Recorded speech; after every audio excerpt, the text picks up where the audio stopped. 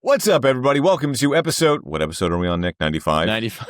Welcome to episode 95 of the Gridiron Podcast, the only podcast in the world that has all the grit of Formula One and all the iron of American football. If you can't tell from the intro, we talk about Formula One and we talk about football on this podcast. I'm Sean Barie. Joining me, as always, our NFL.com resident talent writer, the bald behemoth. He's rocking the tank top tonight. The stringer tank, baby. It's the official uniform of Gym Tools Everywhere, baby. There we go. He sets off lunk alarms even when he doesn't go to Planet Fitness. It's Nick Shook. That's good. I like that. That's good. Oh, yeah, okay. Nothing? That's all I have. I have nothing else to add. And then joining us... Me, meathead, I don't have thoughts. Rawr. Well, your Protein. words, not mine, Nick. Creatine, protein, yum. And then also joining us this week is our Canadian queen, Katie Caldwell, holding down the fort in Mountain Time this week. Wow, good job, Sean. Yes, I'm hopefully back for the entire episode this time, no longer filming on a potato, so this is that's great. Right. I forgot about the potato. Yeah, if you weren't here for episode 94, Katie started off, she was house sitting in Vancouver. She started off fine and then just completely glitched out on her potato Wi-Fi, with her words, not ours, and then chimed in the rest. The potato. Wi-Fi was the fine. laptop. Yeah. Okay, the laptop's the potato. And then she chimed in via the chat the rest of the way, which was objectively hilarious. I did low-key kind of love being just a guy in the comments. I had a really good time doing that. First time, a long time. It's got me, Katie. If you would like to chime in, please join the chat, chime along, and we will read out your comments as we go along here. Got a lot to get to this week. We're coming off a championship Sunday in the NFL. And then also, guys, when it comes to F1, we got cars on track. We got the shakedown going down in Barcelona.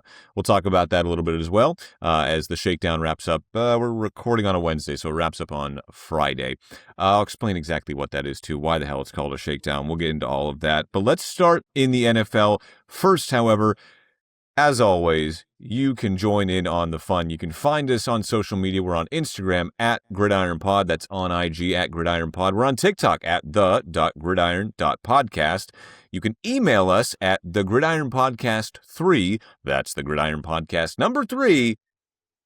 Damn those other two at gmail.com in case you want to go old school and email us. And where can they find us on YouTube and on Twitch, Nick? YouTube.com/@GridironPod. And then you can follow Nick on Twitch. He does a lot of great things, including live streaming his NCAA college football video games, in which Kent State is national champs by now. No, 2-time MAC champs. There's 15 people in the league. I started from 0, man. Although, Sean, breaking news. You opened the door, so I'm just going to peek in through it a little bit. Kent State moving on to the Big Ten in 2030. Watch out. Go Flashes. Go Flashes. That's right. All right, guys, we have officially the first week without football since what? Early, August at this point. It's because it is the quiet before the storm, the deep breath before the plunge. Super Bowl 60 coming up in Santa Clara. Nick, you're going to be there for the NFL. Who do we got in the Super Bowl this year? Surely two teams that have not been there recently or any time within the past 11 years or so. Some new blood, right, in the Super Bowl, Nick? I mean, I think you basically described exactly who we have. The two teams that were there 11 years ago. It's the Seattle Seahawks and the New England Funny Patriots. How that happened. Wow, what a great setup there, Sean.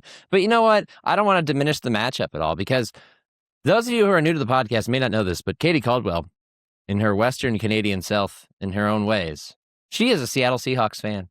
Katie is on cloud 9 this week, so I would like to give the floor to our resident Seahawks fan, Kate Caldwell. Tell us how you feel.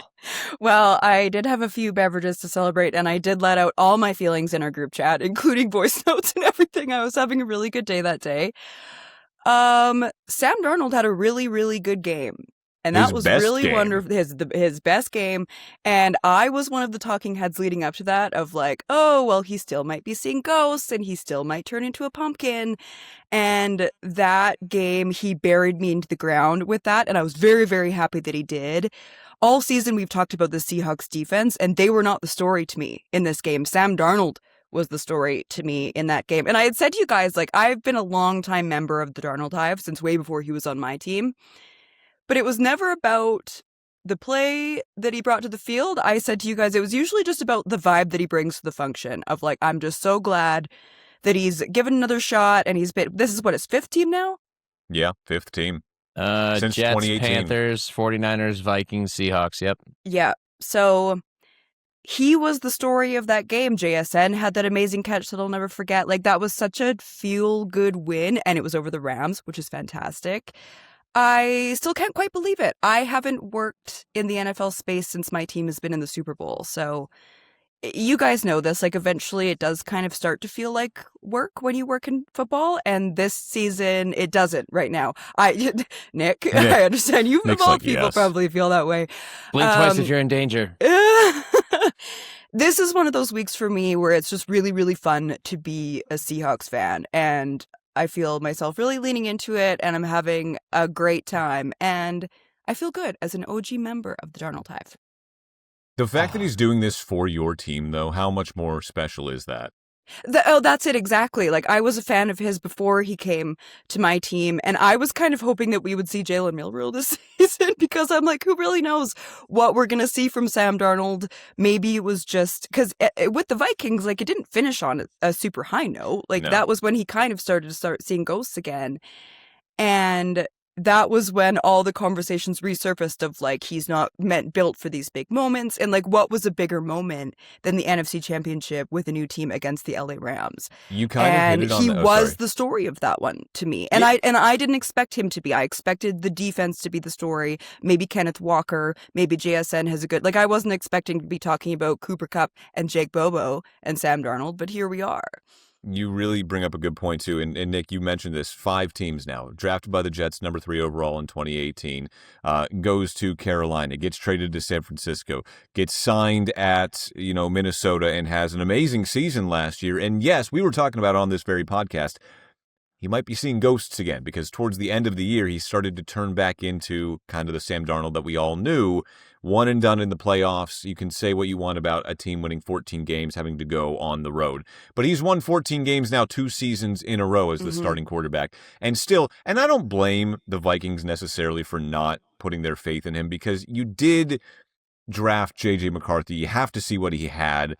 But it does just add to that story and that myth of Sam Darnold because now here he is with the Seahawks. All right, you don't believe in me? Fine, I'll do it in Seattle. And here he is going to the Super Bowl. It's a great story, Nick. It's the story that people love to hear and to cover.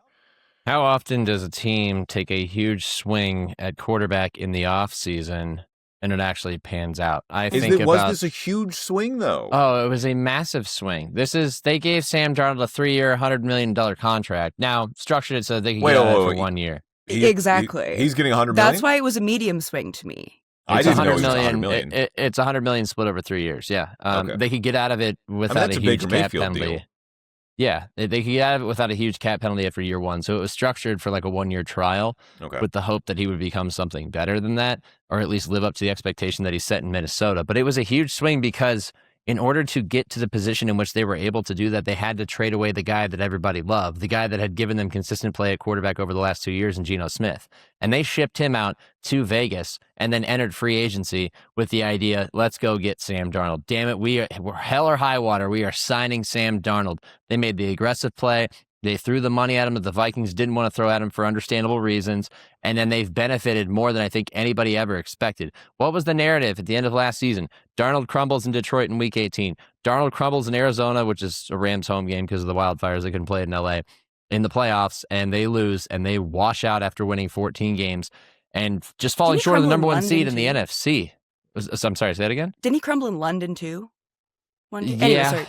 Yeah, there were signs throughout the season. The real like worrisome stretch was the last 2 games of the year. Yeah. It was Sam Darnold can't live up to the expectation in high pressure moments, and frankly, he didn't have to in the divisional round because the Seahawks were just a dominant, better team. In fact, he was about the 4th factor for why they won that game, but that was not the case in this game against the Rams. He throws for 346 and 3 touchdowns. He ends up in a shootout of sorts with Matthew Stafford and goes blow for blow with him, and they capitalize on the turnover that the Rams had in their end, and he ends up going to the Super Bowl. Like, let's just stop for a second.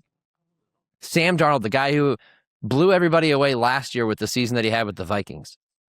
but nobody really believed that he might be able to do it again. They thought, okay, well, maybe he could be a serviceable, solid, reliable quarterback, but he's not going to do what he did under Kevin O'Connell. He had Justin Jefferson and Jordan Addison and TJ Hawkinson and Aaron Jones back there. No way he'll do that in Seattle.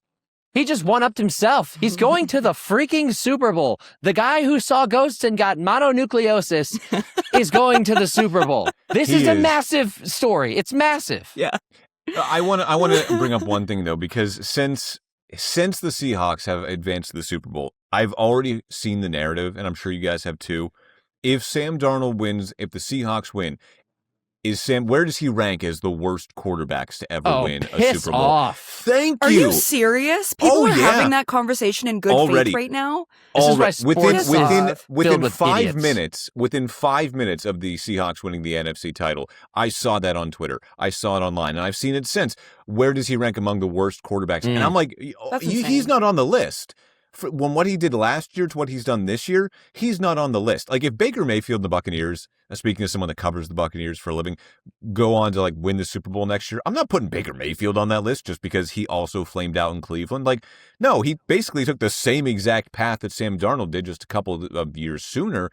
No, Sam Darnold is now a good quarterback. I'm not lumping him in with, Nick Foles and Trent Dilfer and Brad Johnson. Well, Brad Johnson actually was better than people remember. It's just that defense was so good that he's lost in the shuffle. Nick Foles actually played really well and was a big part of outdueling Tom Brady in the Super Bowl. Big picture, though. Big but picture. That's a bad Dilfer faith argument. Trent Dilfer is very much a good argument or a good comparison if you want to make that argument. However, it doesn't match. I didn't think that I was going to have when I woke up today, I was like, no, there's no reason for me to choose violence. I'm getting up on the pulpit right now.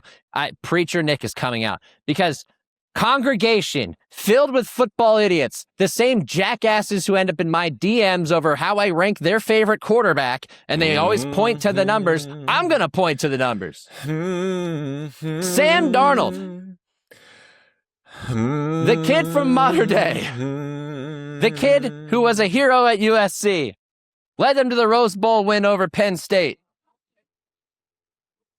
fights through adversity. He's been through the fires of hell. Yea, he who has walked through the valley of the shadow of death and come out on the other side alive. And not only has he come out alive, he's come out like the Lord risen on the third day. He's come out like an angel, a savior to the Seattle Seahawks, who needed that leader. What? Who needed that leader? What? Look at his life and realize there's nothing Whiskey. left. Sam Darnold has thrown over the last 2 seasons for 8,367 yards, 60 touchdowns, and 26 interceptions. Did he lead the NFL in giveaways this year? Yes. Did he give the football away in the playoffs? No. Is he fully capable of winning the Super Bowl? Yes. And is he deserving of credit if they do win the Super Bowl? You're absolutely right. I almost took the Lord's name in vain, but I stopped myself short because we are in the house of worship. And when Sam wins that Super Bowl, the praises will be sung from on high. And when I mean from on high, I mean from the general Seattle area, way up in the Pacific Northwest. Because the Lord has delivered the Seahawks a victory that they've wanted since 2014, since they didn't hand the ball to Marshawn Lynch. And Malcolm Butler, you can't get in the way of this divine intervention. Because it's Sam's title to win. And all of those detractors be damned. Sit back and watch as the hero himself comes home to roost and raises the Lombardi trophy. Can I get an amen? Amen. Amen, baby. By the way, you know what I love? By the way, Nick, that was amazing. Thank you, sir. A round of applause for Nick, everybody. Am I religious now? Did I just convert? What I love about this is the cigars that were left in the San Francisco 49ers locker room, the visiting team locker room, when the Seahawks clinched the division, and someone took a picture of that and are the Seahawks planning to come back and get these? Hopefully someone kept them lit because they're coming back to get them. They're coming back to Santa Clara. I think we leave the Seahawks talk there because I don't know. I have so many more things to say. Oh, please. No, then please. If we may. No. We have no football please. this week. Sean, I am glad you brought that up because obviously this is a very, very, very bad faith argument. Very rare for those to happen on Twitter. But when I hear something like that, that's just not a ball knower to me. You haven't watched his games. That to me is more of an indictment of franchises that broke him and gave up on him too easily. It's very unlike the Jets to ever break a quarterback or the Browns or anyone. No, of course not. I do want to bring up Mike Macdonald, because that moment where he was doing the post-game interview, I just got goosebumps right now before I even say it, where they were talking about you had to get through the Niners, you had to get through the Rams, and then he goes, "We did not care." I was like sitting in my living room, like tears welling up in my eyes. Like, he to me is such a big part of all of this. And when he said that, that felt like a moment that will be remembered in Seattle sports history forever. Just the emphasis that he said it with, like, that was one that I will always, always remember. And it was just like such a joy to watch him win that, because it feels like all the guys love him and all the fans love him. And I'm very, very excited that Mike Macdonald is the coach of the Seattle Seahawks right now. Yes, and you should be. But what's really funny about that is you could still tell how new he is to it, because when he said that, which, by the way, Sean will point this out, that's Tomlinism. That's a famous Mike Tomlin line. We do not care. Yes. We do not care. When he said it and the crowd erupted, he, like, his eyes got big, like they lit up. He was like, "We did not care," and then they were like, "Yeah," and he's like, little bit of babe in the headlights look. and he's like, "Keep going. This feels great." It's But like a that comedian was when they take so the fun. stage the first time. Get that crowd pop, yeah. And it was. I'm sure it was an absolute delight and a blast for the Seahawks fans. They haven't been there. I mean, for some fan bases, they've been tortured for much longer, but they haven't been there in 11 years, and they've seen how hard it is to get back there. So they probably appreciate it that much more. I'm just so thrilled with the timing of the Seahawks and when they decided to give up on the guys they did. Going back to Russ, like, that was the perfect time to say goodbye to Russ. A lot of people didn't like it at the time. And I was really excited to see Geno Smith finally get that opportunity. And then he did so well. And then he gets shipped out. And that was the perfect time again, too, because it just did not look the same in Vegas, obviously, even remotely the same. They've done such a great job just building that team together and timing things out properly, even though at all of these times there was always a case to not do it. And it just feels like they hit this out of the park again and again, and this is why they're here. Let me ask you something specifically, because I have to go on air and talk about it tomorrow. There's a topic I have to talk about the Seahawks and the Patriots blowing it up. I don't think either team really blew it up. I think they made conscious decisions to take a step forward. The worst season the Seahawks had under Pete Carroll was that 7-10 season back in 2021. Aside from that, every other season, whether it was 12-4, 12-5, 9-8 in there a couple of times, 10-7, was still a successful season. So I don't think the Seahawks really blew it up. I think, to your credit, like you said, Katie, they just took selective steps on how to go into the future, whether that was, now you could say moving on from Russell Wilson was blowing it up, moving on from Pete Carroll was blowing it up. No, I think they were just taking steps towards the future. I don't think it's blowing it up. I think that's taking a big risk, and it was a big reward for both those items. Well, I think it was a little bit easier to move on from Russ once it became clear that everybody in the building disliked him, in the locker room at least. Yeah. But shout out to the pit master himself, John Schneider, earning his sweaty pits this time around with all the work that he's done, reshaping this roster, really in Mike Macdonald's image, if you think about it. It's a defense that is very multiple, very versatile, can do a lot of different things, has their own Kyle Hamilton in the form of Nick Eamon-Warry, not quite the same player, but able to function in a similar capacity, trusted their gut in how they implemented some of their secondary members, like in replacing Reek Woolen early in the season with Josh Jobe because Reek was struggling, and then kind of bringing Reek back into the fold and having them both out there with experience. And then it Julian almost cost them their season. Which, That's speaking true. of Reek Woolen, thank God they won that game. Well, Reek's going to Reek. I mean, we know that, right? That was, man. Reek got out of that one because that looks a lot different. And I loved the tweet with the little gif of like, "Do you guys still love me?" I'm like, "We only do because you still won that game, Reek Woolen." That was almost really bad. That was almost, he was never going to have to pay for a meal in Los Angeles again had the Rams won that game. Yeah, that's true. But I think on the flip side, maybe this is a good point of transition. I don't know if the Patriots blew it up as much as, like, because they were always a team that, the reason they were consistently successful is, one, Tom Brady never got paid the most money in the NFL, so they always had cap room to work with. They didn't blow it up. about how Tom else. Brady blew it up. Like, Tom How Brady else? was like, "I'm going to Tampa Bay." They didn't proactively say leave. Yeah, Right? But and there's also questions about how they compensated Brady, but that's neither here nor there. They also were a team that I think their strength was always in numbers. in that like they sought specific archetypes that fit their mold. Yeah. And that's how you got the rise of, non-household names that ended up making big plays. I think about like Kyle Van Noy. Like a lot of his career was spent in New England making a difference. I think about Chris Long showing up at the end of his career. Like they were really good at piecing together these rosters year by year. They found a specific type of guy. Even at receiver, they never really had a number one, save for the year they had, went crazy with Randy Moss, and yet they were always a very prolific offense. They made it work with a number of different guys. Obviously Kent State's own Julian Edelman was a big part of that for a long time. But so like the franchises that are built like that. Julian Edelman? Yes, yeah. Franchises that are built like that tend to not blow up. They just kind of disintegrate gradually. Yeah. And a lot of that starts with the departure of the quarterback. And I think that was always their big missing piece. And then they found that piece last year. It's just that they'd hired the wrong coach and they needed an offseason to retool their roster and infuse it with a blend of young guys and veterans.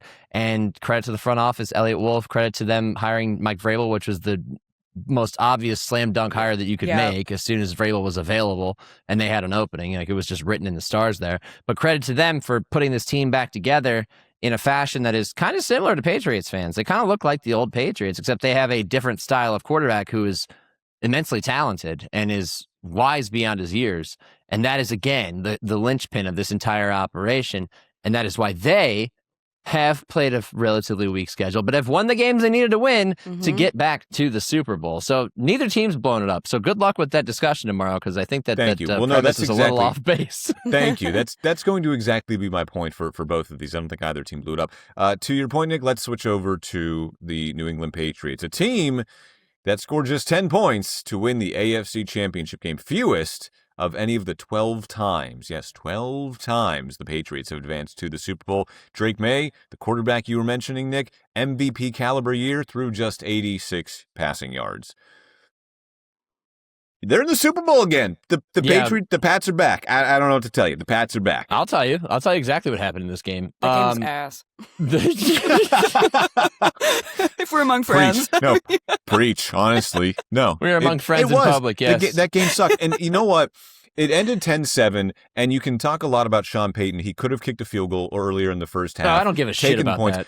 Right. I don't look, be aggressive, fine. It's revisionist. Should have been more aggressive earlier on, because Jim Nantz said in that game, hey, we're expecting snow in the fourth quarter. He didn't say the second half. He specifically said the fourth quarter, and what happened in the fourth quarter?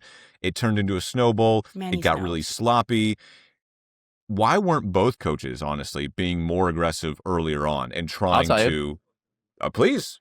Okay, so here's what happened, and this is why the Patriots can thank Mother Nature. And I'm not taking anything away from what they've accomplished this year, because it's been a fantastic first season for Mike Vrabel. But the Broncos dominated the first quarter of this game. The Broncos looked like the better team, even with Jarrett Stidham at quarterback. They gained 125 yards or so in the first 3 or 4 possessions. They scored a touchdown. They had another methodical drive. That's the 4th and 1 that they decided to go for it. Bad play call, not bad decision in my mind. Kicking the field goal to go up 10-0 only looks wise once you know what the final score was and you know how the second half played out. So maybe they missed an opportunity there, but in that moment, as I'm watching this game, I said out loud, you got to go for this. 14-0. You got to go for this. Like you're dominating right now. You go for this. You get that 1 yard, you get in the end zone, you go up 14-0, you take control at home in the AFC Championship game against the Patriots team.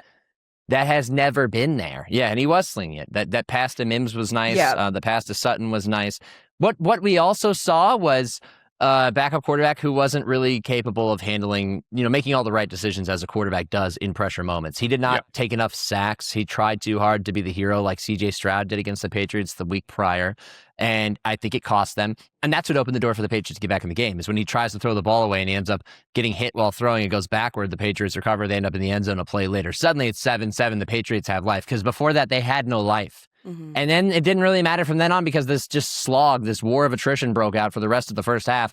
But the game officially changed just as the weather rolled in. We get out of halftime. You can see the snow starting to come in. You're getting flurries, and the Patriots receive to start the second half. And Mike Vrabel's squad proceeds to go on a 9.5-minute drive. It is a life sucker drive. It's one of those games where you just slowly drain it from the opponent by going on this methodical drive. You're not getting the ball back. You're never seeing the ball back again. We're just going to hold this whole quarter. They damn near did. 9.5 minutes.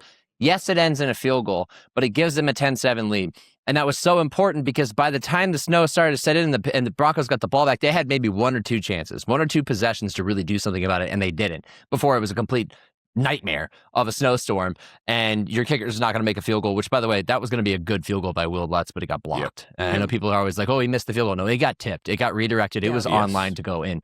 And so, like, you can look at it in hindsight and say, well, you should have kicked the field goal in the first half. Nobody knew that it was going to get this bad and this sloppy. You can pin it on Stidham. Yes, he wasn't really built for the moment, but most quarterbacks are going to struggle in that environment. Players were literally saying that they didn't even know where they were on the field. The broadcast crew didn't know where they were on the field at certain times. And even with the field goal lining up, Lutz thought that they had lined up a yard shallow, and that's why it got blocked. He checked the tape later and said it actually was right, but they didn't know where to line up because there's no lines in the field. You never realize how important the lines on the field are until you're on a field that's covered in snow and you have no idea where you are. And so I think that in this overly reductive sports climate that we're in which you need to like boil things down to very simple takes to fill a morning show or fill a radio show, you pin it on the quarterback, you pin it on the kicker, you pin it on the coach for not going for it on 4th and 1, maybe you pin it on the weather. But there was so much more, and it was more about the flow of the game than anything. And I think that's why Broncos players afterward, they were disappointed, but they were like, we had a great season. It almost felt like the control was taken out of their hands by the weather. Big win for the Dome fans, kind of converted me a little bit, but ultimately, like, yeah, congrats to the Patriots. You happened to capitalize on the most important drive in the second half, took a 3-point lead, and then Mother Nature swooped in and said, I'll give you a big assist so you can get to the Super Bowl. I have never been in favor of the dome argument, and then this did kind of change things for me. And I remember exactly what had happened when Drake May went to go hand it off to Ramondre Stevenson. Stevenson slips, and then Drake May slips, and it was like we're not even going to see one more proper snap of football here, are we? Yeah. It took over to a point where it didn't feel like there was going to be any comebacks. It didn't feel like anything exciting was going to be happening the rest of the game. It was like, oh, this is just how it is now. It was like survival. Like, who can survive? Literally. And then by that point, I'm like, can we just get this NFC Championship going already? Like, I'm already bored by this game. Like, let's move on. Isn't that football, though? Isn't there, like, some sort of, like, gladiatorial kind of feeling about this still, though? This game, I think, is, yes, a good indicator of maybe we do need a roof. But last year, in the divisional round in Philadelphia, Rams and Eagles, I mean, that was a good show, and that was a snowball as well. Yeah, no, you make great points, and I think that also is very indicative of the quality of team that's emerging from the AFC this year. Like, what have we said for the longest time? As a Seahawks fan. The NFL is filled with flawed teams, and every good team in the AFC is flawed in one way or another. And it's just they're not the same. That's why the best 2 teams in the NFL played in the NFC Championship game. That's why it felt like the Super Bowl. That's why it was a 4-point finish, and why most people think the Seahawks are going to win the Super Bowl. And that's fine. And I agree with you. It is football weather. And Sean, as somebody who went and watched Browns Steelers in a snow bowl last year, I had a wonderful time. That is football at its essence, right? And yet I also understand that, like, in the biggest games, you kind of don't want weather to play a part. But that's why you get home field advantage. I got asked on radio this week. They were like, do you think you should play conference championship games at neutral sites going forward? And I was like, no. Absolutely not. There's a reason that you play all these regular season games is to get the highest seed, get home field advantage, have a playoff game. Keep the neutral site in the Super Bowl, and that's it. And accept that this is football, because 10 years from now, it's only going to matter in a handful of stadiums anyway. Including Cleveland, because they're afraid of the snow now, apparently. Let's end the Super Bowl talk here, because, Nick, you are going to Santa Clara on Sunday, so we're not going to record next week. Let's do our Super Bowl prediction, and then let's get into some coaching talk, because I do want to talk a little bit about the coaching hires and about Bill Belichick, because that's making headlines here, too. Why? What happened? We do. Let's do our Super Bowl picks. Katie, we will let you go first. Chivalry is not dead. Well, guys, I know this is going to come as a shock to everyone, but I have the Seattle Seahawks winning the Super Bowl. What's the final score? Is it Hawks by 1 billion? Yeah. I think it's going to be by like maybe 10 points. Okay. I'm going to say 30-20. Okay, Sean. All right. We don't hand it, or we do hand it off at the 1 yard line this time. We don't throw a pass. Yes. Please. You are at the 1 yard line. Hand it off to Kenneth Walker. Okay, I will go.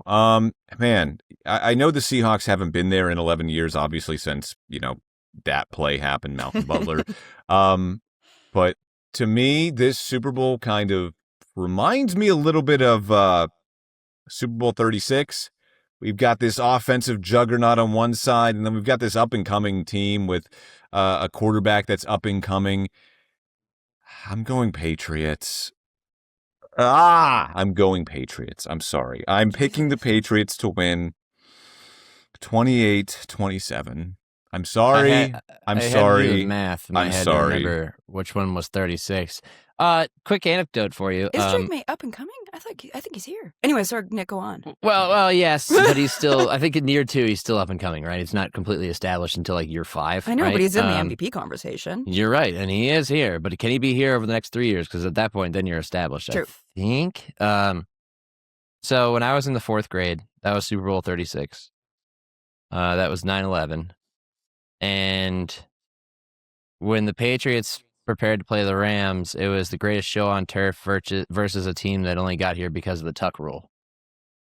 My entire 4th grade class, we had this contest, choose who's going to win the Super Bowl. And there was a little 2 columns on the left side of the chalkboard, and one had a little Patriots label and one had a Rams label. And everybody took their name and the magnet on it, put it under the Rams. And I'm sitting there and I'm like, little contrarian 4th grade me is like, you know what? Fight the power. I kind of like the Patriots in this one. I like the story, and I was the only one to pick the Patriots. So after they win the Super Bowl, I show up, and I got a piece of candy for every classmate that was wrong. Ooh, there was 25 in the class, so I got 25 pieces of candy, including one for myself. And I sat there with my riches, and they're all looking at me like, whatever, you were right, whatever. And in that moment, perhaps I realized what my future would be as an adult. But more importantly than anything, I also learned a valuable lesson, which is that redistributing the wealth is always one of the most fulfilling things you can do. So I gave everybody their pieces of candy back and said, Are you going to pick a together. Super Bowl champion or? The first time that trickle-down economics actually trickled down. Yes, exactly. Exactly. So a 4th grader Thanks, with integrity sharing the candy with the rest of the class. Did you bring enough gum for everybody in the class? So to get to my pick, I thought about that moment, and I thought about 2001, and I thought about the coach that's leading the Patriots. He was on that team. He knows what it's like. But ultimately, I believe that the Seahawks team is just too good. And I think it's going to be close. It's going to be low scoring. But I believe that the Seahawks win it with a 4th quarter takeaway. 24-13 Seattle. Love that. Huh? Are you glad I got to it eventually, Sean? I was wondering where land the plane soon. Land the plane, man. Come We're on. circling. There's traffic on the runway. We're circling. Clearly, there's Sean, some did snow you do on a the runway. score or just the winner? I said 28-27. 28-27. Ooh. Yeah, and I'm sorry, I don't feel good about it, but I have some sneaking suspicion that it's just. I don't know, happen. Sean. The game that we covered in Miami was a great game. I'm so used. By the way, all NBC Super Bowls end up being great games, so we might be in for a nice show here. Oh my God, I have a supporter here. Chris is in the chat. Hi, Chris. He said Nick Shook for president. If elected, Nick Shook will give everyone pieces of candy. I would in commit what Fox voter News fraud. is calling a communist agenda. Thank you, Katie. Thank I you would so commit voter much. fraud to vote for you, Nick Shook. Oh my God, that's the greatest honor anybody's ever given me. Honor spelt with a U this time. Yes, exactly. Honor rhymes with manure. Tell us more about this radical Canadian agenda, Nick. Well, my Maple Leaf not wearing but flying friends to the north. We are one people. All right, let's continue. I've already done my preaching. Big talking point right now in the NFL is Bill Belichick, apparently not a Hall of Famer, or at least not a first ballot Hall of Famer, because the 8-time Super Bowl winning coach, 6-time as a head coach with the Patriots, of course, was not voted into the Hall of Fame by the Hall of Fame. So, I mean, I like it's the way really, Sean I like the way Sean says Hall of Fame. Hall of Hall Fame. of Fame. Hall of Fame. It's a really dumb talking point, and it's a one really word. dumb. It's just a really dumb subject. Of course, Bill Belichick is a Hall of Famer. At least 11 people had to not vote for Bill Belichick to be excluded from the Hall of Fame this time around. He didn't, get the 80% threshold of voters that he needed, and apparently the talking point was Spygate. And I see both sides of this. One side, it's really freaking dumb because it's Bill Belichick. Of course, he is a Hall of Fame coach. He is arguably the greatest NFL coach of all time. But on the other side, there is the Pied Piper has to get paid at some point, and maybe people feel like it wasn't after Spygate, and okay, you're a Hall of Famer, but not year one. So I get that side of it too, but we're going to talk about this because it's Bill Belichick. But I also You- think it's just stupid. Katie, would you like to lead it off? It's exhausting to even have to talk about this. I know. Like, he's like the greatest coach of the modern I NFL. know. And someone that has transcended the game of football. Like, my friends that don't watch sports, they know who Tom Brady and Bill Belichick are. Like, even just as a person existing in society, you know that he's the best coach of all time. These voters, it's not enough to shame them. They need to be publicly tarred and feathered. Like, I read that and it was like, what are we doing here? Yes. And yes. Spygate and Deflategate. And like, I'm sorry, the consequences have already been given out for that. Do I always believe in the NFL and their consequences? No, I never ever gotta hand it to the NFL.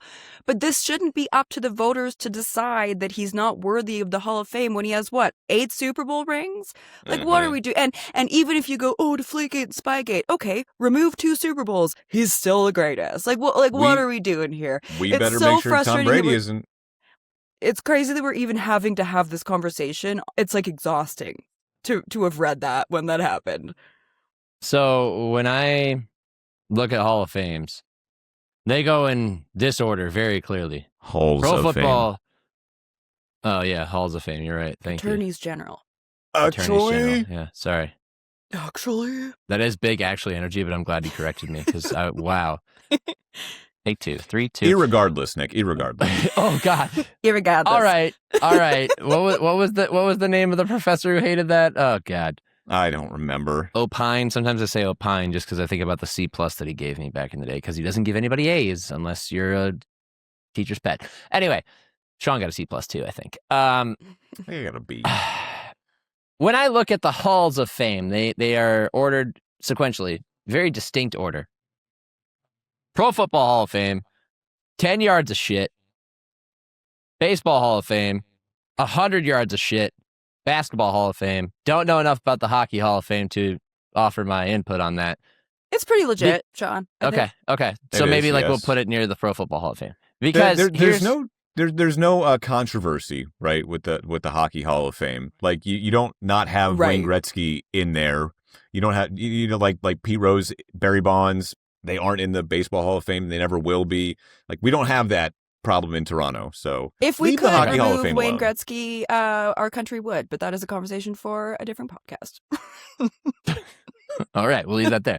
But the reason that these are ordered this way is because the Hall of Fame has always had the most integrity and the highest standards, in my opinion. They've always followed a process that has seemed pretty pure and honest and consistent. Baseball Hall of Fame has a lot of old voters who are, have axes to grind. And the Basketball Hall of Fame, everybody gets in. Like you could just get in for playing basketball for a long time, it seems.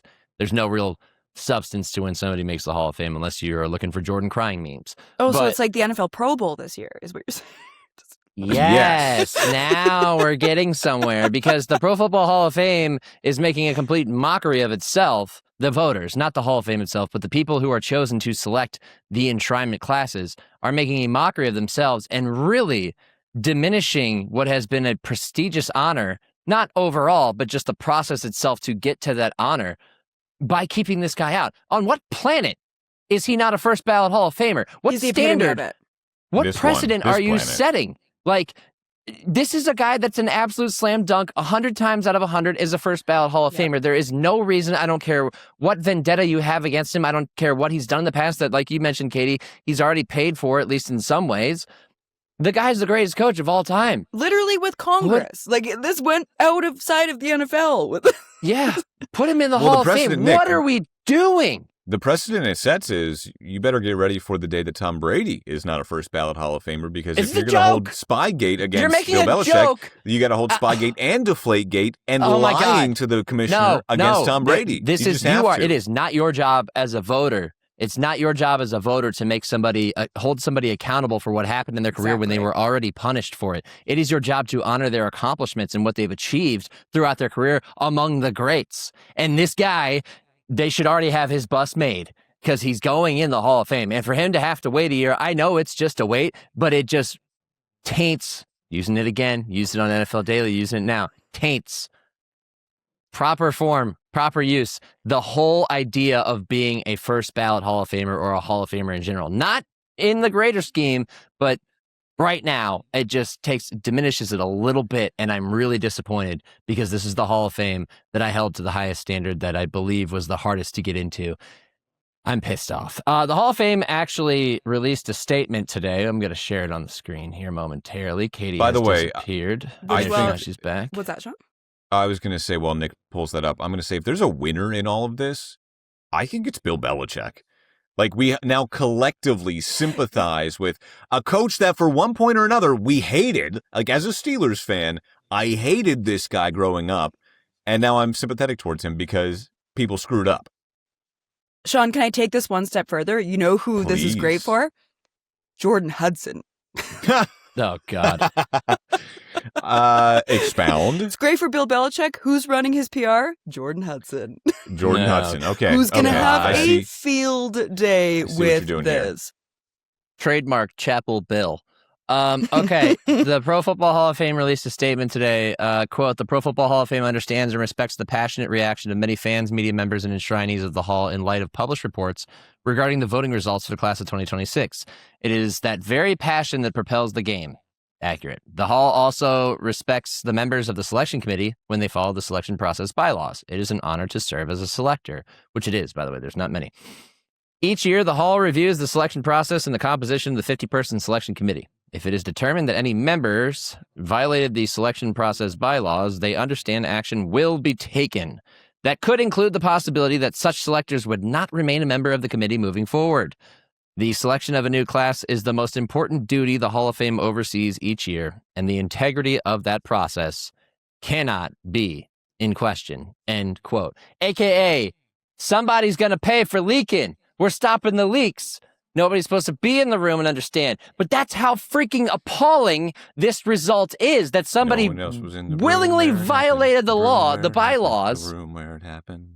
No one else to was in tell the room world where it how happened. absurd The it room where is. The room where it happened.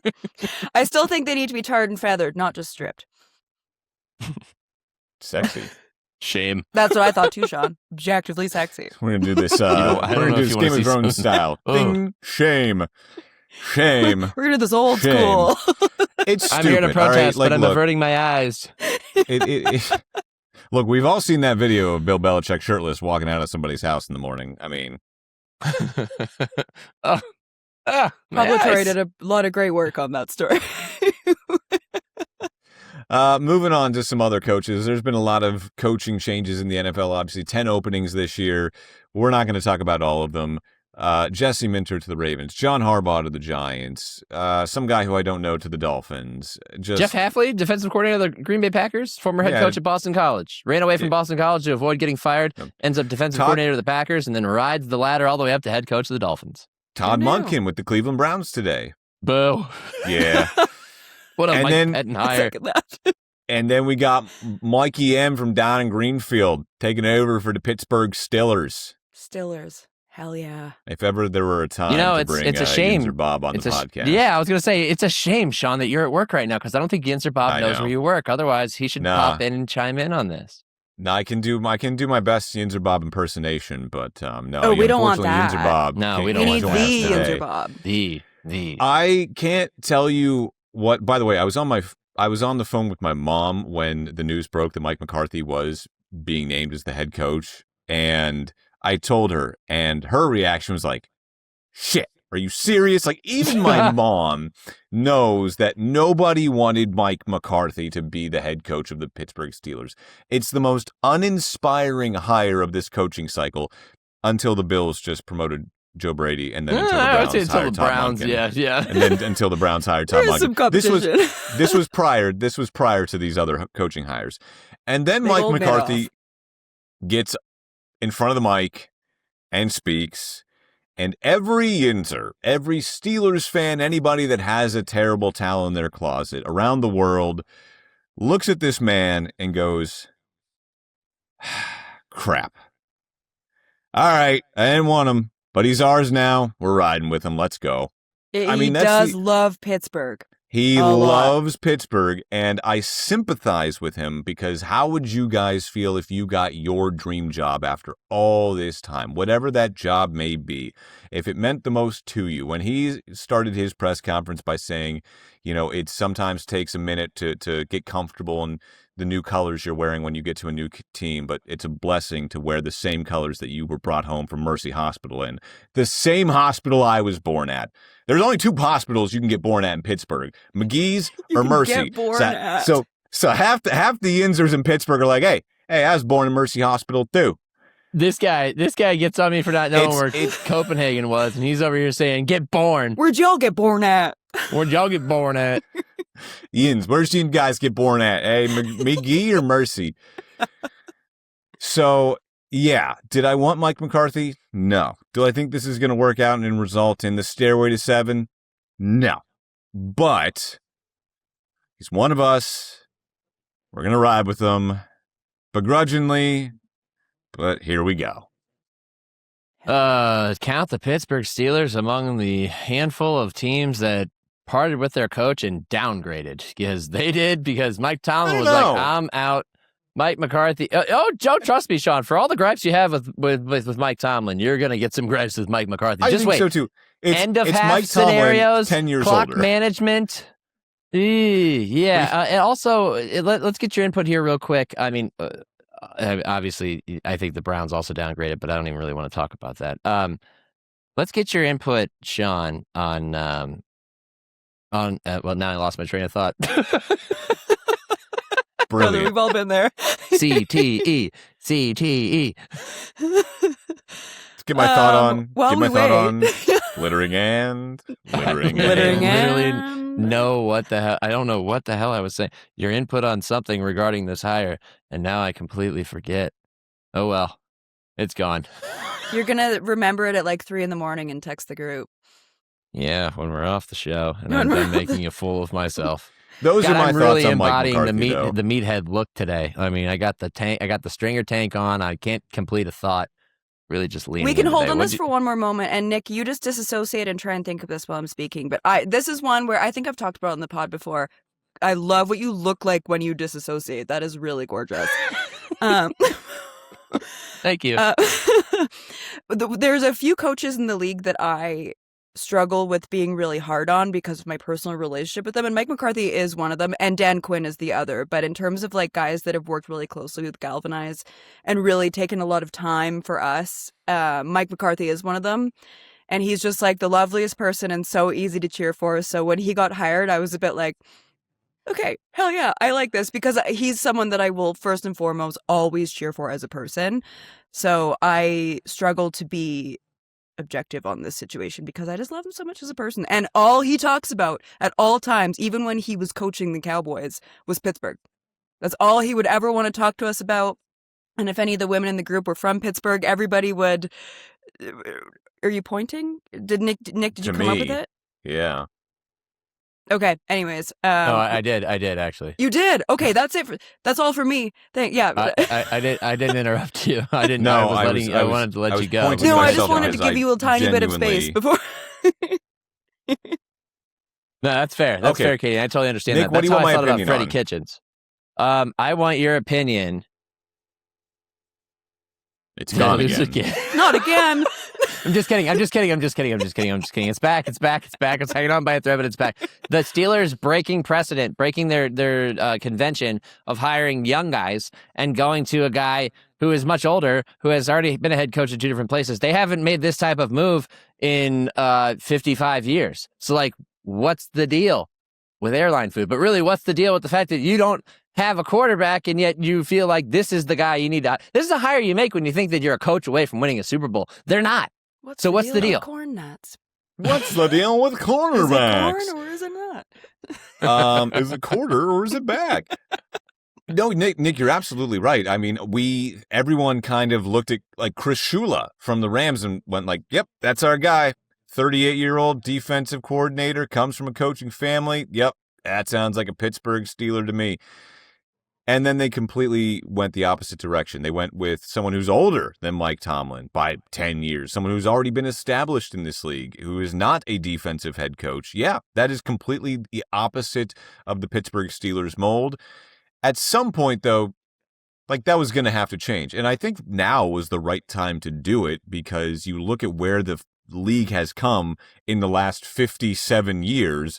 From the time Chuck Noll was hired, then Bill Cowher was hired, then Mike Tomlin was hired. It is such an offensive game. And what have the Steelers been terrible at, even when Ben Roethlisberger was here, was the offense. So, no, I don't blame them for going offensive-minded here. My number one candidate was Clint Kubiak. Like, I thought that's where fair. we were going. I thought we were like, I'm like, hey, if we're looking for an offensive guy, let's go to the guy in Seattle who has helped Sam Darnold continue to progress as a quarterback. That's who I wanted. I didn't care if we got a defensive coach. I really didn't care. I thought we would go young. So this was definitely not on my bingo card. When they brought McCarthy in, I'm like, oh, they're just giving the local guy due respect. Nope, they're hiring him. Okay. All right. Sidebar with Clint Kubiak, when JSN lined up in the backfield and then tricked the entire defense, I was like, the Seahawks can never get rid of Clint Kubiak. Yeah. Yeah. That's where I thought we were going. I really thought we were going there. But now a good time to shift gears. Yeah. All right, the let's only shift thing I want to gears. say on the Browns real quick is hiring Todd Monken was not only settling and making a Mike Pettin level hire. Todd's a nice guy. Oh, he but is. it's also doubly damaging because Jim Schwartz got pissed off and said he's not staying anymore. So not only did they fire Kevin Stefanski, they also lost the coach they still wanted to keep on staff. So congrats to you, Browns. You keep finding ways to sink lower and lower and lower. Now let's shift As they do. gears. One quick note for me before we move on about the Bills, because I feel like the Bills is kind of a big story. One, Sean McDermott, I never thought that was the problem, that coaching was. I thought roster construction was. But I think that he had some of the funniest lore in the NFL with the 9/11 speech. 9/11 stuff. Yeah. And also, now there's officially a coach in the NFL that is younger than me, and I'm submitting my application to be fired into the sun because that doesn't feel right, and I'm uncomfortable Yeah. with it. So we will just see how 36 that goes. years But this old. might be my last pod due to the being fired into the sun. Yes. One quick thing for me too, Nick. I'd like to get your opinion on. Nice. He's making fun of me. Nice. Crap, I lost it. All right, let's shift Nice. gears. F1. It's officially the shakedown week. Are you ready for the shakedown? Because we can't call it a test. It's not a test. Bahrain pays way too much money to be the official home of F1 preseason testing. So because there's a new regulation coming in this year, new cars, new drivers, they're in Barcelona this week. Can't call it a test. It's not a test. It's a shakedown. No media is allowed. No streaming, no broadcast, no photos. People are literally hiding in the hills around the track. Wait, I thought they're in the taking trees. photos. I'm seeing photos. Some, yes, teams are allowed 6 photos per day. What? Yes. Choose And wisely. Whoa, 6 photos! And then then F1 is kind of releasing some video, but basically all week long, 5 days, Monday to Friday, all teams are invited to run their new cars at Barcelona. They can participate in 3 of the 5 days during the shakedown. All 9 teams are expected to compete or, to test. Sorry, to shake down their cars. All teams, Thank you. except for one, Some respect. are expected to shake down their cars, and all of those 9 teams expected to shake down their cars have, except for Aston Martin, but they're supposed to run on Thursday and Friday. Only one team will not be in Spain altogether because they are in Spain without the S. Williams. Williams is having a tough time. All that talk from James Vowles of let's break the mold, break everything in 25. It's all about 26. 26 is here, and Williams is not. That's why I Why? saw them. I too am in Spain without the. Yes, because Williams' car apparently was failing its crash safety test and came in 20 to Perfect. 30 kilograms overweight. Sick. That's great for them. That's insane. How? Williams, we were How? all rooting for you. We were all rooting for We were you. You have Rooting for American you. money now. How? That's wild. Carlos got on the podium. Alex got engaged. We're rooting for you. And you do I'm this. hearing about this for the first time. I didn't know this. I have no insight to offer other Me than either, how, that's man. insane. What the hell? How does that happen? So apparently now James Valls has said that they have gotten the regulations under control. They have survived the crash test, which is a good thing. But apparently that has added even more weight to the car, and they are abandoning any kind of plans to run at Barcelona and test. I'm sorry, shakedown their car at This Barcelona. is as bad as. Did you ever watch that documentary? Who was the dude from the movie Wall Street? I forget his name. The actor Gordon Gekko. Leonardo DiCaprio? No, Greed is good. Who is that actor? Was that Charlie Sheen? No. I've never damn it, seen it's Wall Street. I'm escaping sorry. me. My brain's obviously not functioning today. Oh, okay. He narrated this documentary on McLaren like a decade ago, when McLaren was like in the absolute just doldrums of their existence. Where before Zach Brown got there, where they ran the orange car, the papaya car, Thank you. with like no sponsors on it. Like nobody wanted to sponsor this car. And I'll always remember this. I watched all these episodes on a flight. I think it's on Amazon Prime. And they failed their own shakedown in-house. They couldn't start the engine of the car. This is what it reminds me of. I hope Williams isn't that That's lost crazy in the to not be able to doldrums, start it. because James Valls said that they will be at testing in Bahrain next month. They missed the shakedown. I got They it. pissed down Michael Douglas. their own leg. Michael Michael Douglas. Douglas Shakedown. is the actor. Michael Douglas, thank you. Okay. So no Williams at the shakedown. We did see Red Bulls. We've seen Racing Bulls, Cadillacs, new team. McLaren, Lando Norris just debuted the McLaren today. They haven't debuted their livery yet. They have a black kind of like camo livery on right now. But we did get to see the number 1 on Lando Norris's car as he pulled out of the Blech. garage. LN1 is a thing, baby. Let's go. Ooh. Does he need a new logo now? Because there was like a 4. Yeah, in there his was a logo. 4 in his logo. Let's so not yeah. talk about negative space and like stuff in iconography with Sean, because he couldn't see the upside down 1 in Max There Verstappen's wasn't logo. one. There 'cause was he doesn't not like one. those things. There was not was. one. I have a There was picture. not I one. showed you. I traced it. You had It's to not my fault draw. you can't had see to it. draw lines that weren't there. Yeah, you had it's to an literally art draw is about lines that weren't there. personal interpretation, Sean. No, Come on. if it's in the negative space, How do you again, experience dude, it? Hartford Whalers, perfect example. The whale tail is in there. All right, the H is in the whale tail. We're good. Like no, that is terrible. There was no one, Nick. I will die on that hill. There was no one. Rip in peace. Going back to the shakedown. Sorry, going back to the shakedown. Everyone kept saying that the 2 engine suppliers that really nailed this because they found a loophole were Mercedes and Ford. Mercedes are in obviously Mercedes, McLaren, Williams. Are they still in Aston Martin, or I think Aston Martin's in Honda now? I don't know what the hell Nick is doing. Nick is having a moment to himself right now. We can just let him Ford, be. baby, Okay. let's go. Let's go. Nick, would you And say the you're McLaren built Rain. for tough? Is that something that you identify as? Oh, I'm not. He's got a Look, Toyota. man, all respect to the late Toby Keith, but no, I'm not built Ford tough. But I'm excited about Ford because that's the engine supplier to Red Bull, my team. Died? It is. Here's the thing, though. Through Yeah. testing, the Mercedes, forgot they look fast. I love how easily I lose the room when I talk about F1. This whole podcast is just Tiny Dancer playing lightly in the background with me going, I'm sorry, you're telling me about this for the first time. She's like, well, I actually have an IFB in here. I'm hearing this for the first time. You're telling me about this for the first time. Guys, that is news to me. I am learning about this for the first time. We're just getting news that back Toby to Keith you. did in fact die. Well, T's and P's. I That's forgot great. about that. That's great, Katie. I'm just happy that moment happened. That was hilarious. Well, Anyway, I wonder Sean. what we'll learn next week on the podcast. Nick learned where Copenhagen was. He learned why Daniel Jones was called Indiana Jones. And Katie learned that Toby Keith is, in fact, no longer with us. Look, I may be bald, but I'm still got a little bit of blonde in me, all right? I've never had a concussion. I'm just not very smart.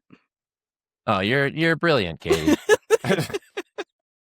Thanks, Don't have Nick. that negative self-talk on this podcast. Come on now. I can wear it all. In closing, the Mercedes look quick. They're about a second faster than everyone else. Then there's the McLaren, who's about a second faster from everyone else. We'll see what happens from here on out. Max Verstappen hasn't run. Isaac Hadjar has. Mercedes looks to be quick this year. Max did get in the car. I don't know if he put any real laps down because I saw him. I saw a video of him driving in the full wets, in the car. But Sean, what do you think about? I almost lost that one too. Jesus. What do you think about? Super Bowl is so close, Nick. We're almost there. I know. I am limping across the finish line, guys. And we're grabbing and carrying you across. Wow. There were 2 sets of footprints on the sand, and I wondered, where were you? And there was only one set of footprints. And he was like, that's when I carried you. That's when you're just carrying me right now. I couldn't even get that off correctly. I can't say words. Anyway, what do you think about what he was about to say. What do you think about the new look for the cars with the new regs? What's your take on how they appear? The weirdest thing is the active arrow, where you see both the front wing lower and the back wing open up. It's the weirdest thing I've ever seen. Yes, exactly like that. I'm going to freeze frame that. What was that face? What were you doing with your teeth? I don't know. I love this episode. I'm so glad to be back. I'm sweating. This has been episode 95 of the Gridiron Podcast. We'll be back in 2 weeks to talk about the Super Bowl recap. Nick still won't have slept since Super Bowl 60 in Santa Clara. For Nick Shook, for Katie Caldwell, I'm Sean Barie. As always, live life in the fast lane, folks. And as Chris said in the chat, I am dying. I'm losing my mind. Good night, Canada. Losing my mind. Canada. Losing my mind. Wish somebody... Losing Sean, my will you wrap mind. this up already? Come on. Yeah, come on. Can we get there, Sean? Jeez. Follow us on Instagram at Gridiron Pod. Thanks for putting up with us today, Sean Barie. Bye.